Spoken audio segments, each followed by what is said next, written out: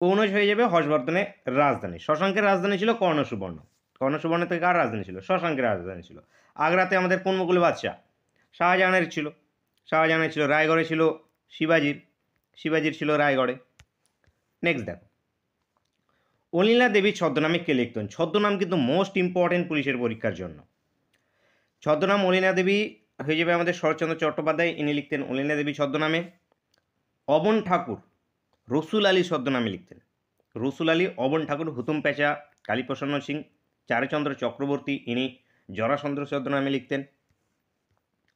Next দেখো, international Olympic committee এর সদর দপ্তর কোথায় অবস্থিত? ইন্টারন্যাশনাল অলিম্পিক কমিটি লুজেন, লুজেনে অবস্থিত, সুইজারল্যান্ডের লুজেনে এটি অবস্থিত। 1894 স্ট্যাবলিশ হয়েছিল। বর্তমানে প্রেসিডেন্ট কে আছে? ক্রিস্টি কনভেন্ট্রি। ক্রিস্টি কনভেন্ট্রি বর্তমানে ইন্টারন্যাশনাল অলিম্পিক কমিটির প্রেসিডেন্ট আছে। নেক্সট দেখব, বোম্বে গোল্ড কাপ কোন খেলার সঙ্গে যুক্ত? বোম্বে গোল্ড কাপ এটি হকির সঙ্গে যুক্ত। হকির সঙ্গে এছাড়াও আছে বেথুন কাপ আছে, Aga Khan cup, most important Aga Khan cup জিজ্ঞেস হয়ে থাকে। শঙ্করপুর কেন বিখ্যাত? মৎস্য বন্দরের জন্য শঙ্করপুর বিখ্যাত। মৎস্য বন্দর এই শঙ্করপুর পূর্ব মেদিনীপুরে অবস্থিত। ভারতের প্রথম কে নোবেল পুরস্কার পায়?